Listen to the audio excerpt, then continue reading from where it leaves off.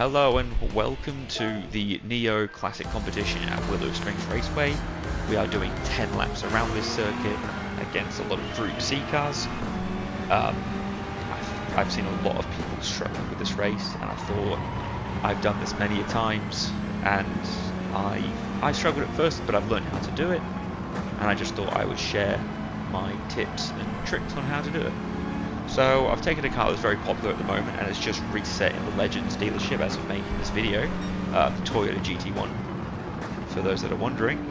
I've got the tune at the end of the video from another clip I did, so we'll have a different audio mix from there, but you'll be able to see it basically how it's set up, tuned to 800 pp on the racing hard tyres, which are actually completely worn out on the front left by the end of this race, so they didn't do too good a job looking after them, but you can do the whole race and manage them even with a brake bias at the rear, which I did this race, which I thought I hadn't until just now. But anyway, as we finish up the first lap here, it's very important to note that I'm running fuel mix 1 in this car, but I am short shifting all the time. You can easily do this race without changing your fuel mix from 1, but you will need to, as you can see I'm at 90% there after the first lap, but you will need to, if you're in VR or first person view, you'll need to short shift as it happens, or before that first green light appears on your dash, or just before the red line is expected to appear on your speedometer, your rev counter, in your other views in non-VR modes. So we're just going to do the second lap. Now the cars are quite easy to overtake. Now with this one, because we know all the cars are going to pit because they're on racing mediums, they're going to be worn out by the end. You only need to be achieving 1 minute 9s to 1 minute 10s to essentially guarantee a race win. Now we're about halfway through lap 2, we're already halfway through the field. Obviously the back half are very slow in comparison, but we're catching up, I think, the McLaren and the CLK as well as the Suzuki. But so far, I'm not amazing at this track, and you'll see my line through here isn't amazing. It's very safe and cautious because I don't want to go off and lose and have to do it all over again. But you can see I think quite a tight line. Get on the power, full throttle, and the moment that green light appears I'm shifting up straight away. And sometimes I'll shift up earlier than usual like I am here, because I know I'm catching up to the cars ahead. There's no point in me using more fuel than I don't need to, getting an overtake on, focusing on that, and we've gained 2 places. The Suzuki gives me a bit of grief getting it past me here, but other than that, we're on lap 3 and we're already up into P5 after we get past this little section here. So I'm doing quite a good job. Obviously all the cars ahead now are more difficult, so let's fast forward on to a little bit later in the race, so when we start catching up to them. You can see that I'm not really being too aggressive. I'm just keeping my pace, doing consistent 109s and 110s, and that's basically how you get ahead by the end of the race. As we force forward onto the end of the 7th lap, coming onto the 8th, we've still got just over 30% fuel, so I've done a good job managing my fuel. As you see, I do a short shift down to 6th gear. 5th and 6th are quite similar in length, so it's not too big a save, but you can always tweak that so your 6th gear is a lot longer if you wanted to save a lot more fuel in the straight, which is where most of the time is going to be saving time on your fuel. As we start lap 8 of 10, we've caught up to the Sauber, which is one of the 3 main cars in this race. You've got the Nissan R9, you have the Sauber ahead, and you've got the Nissan R9 2CV. So these 3 cars are pretty much your biggest threats, and I'm in P3. I've overtaken the Jag, which I think is either pitting last lap or this lap. See P2 there, and the Nissan R9 2CP is stuck behind the Castrol Supra, which he's just dispatched now.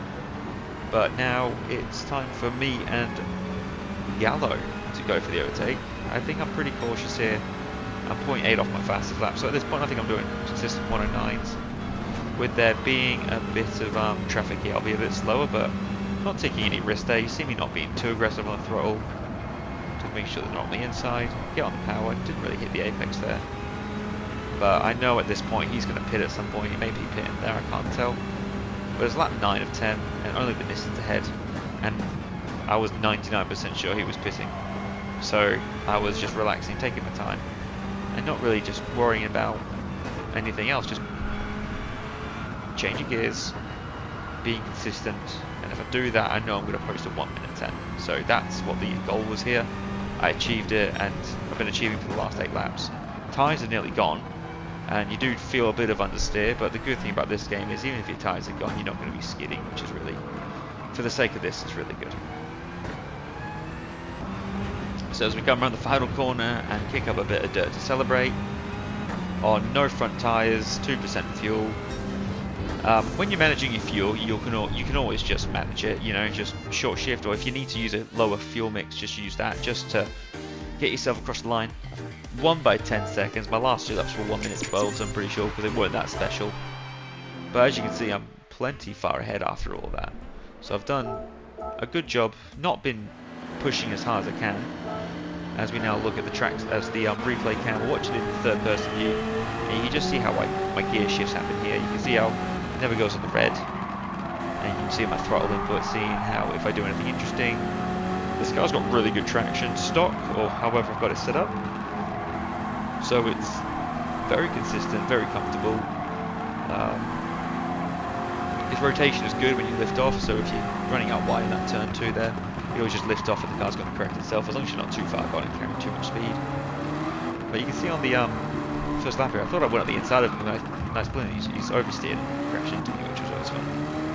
But as you can see, we're pretty much, for the first few laps, just going to clear the slower traffic and work our way up the field. Not too much to say really, just have a look at my gears and my throttle input, maybe my driving line if you want to pay attention. Shifted a bit late into 5th gear there, but I short shifted to 6th. Car's very good.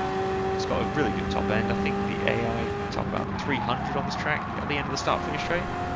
So let's have a look at what I get in comparison. You can really see how much time we're really losing in comparison to the cars that are Group C cars. So with a bit of a tow, we're hitting about 295. So we're a bit slower, but not enough to make an impactful difference. And I imagine that we're getting better exits out that last corner than I was.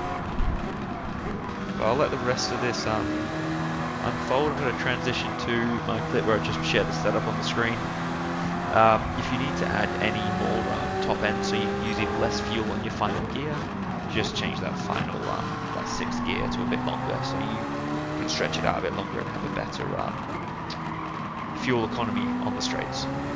But other than that, if you have any advice or tips on how I can improve this content, or if I should do more of them, I've done 90% of the event directory, and I've done all the 5-star difficulty ones. If you need any more advice, please let me know. Screen for the next 30 seconds. 800 pp on the dot. I don't think I've changed any of these. I don't remember changing any of these. I don't remember getting a tune or anything.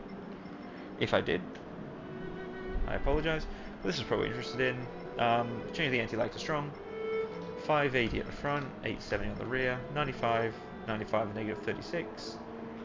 That's just to go to 800 power.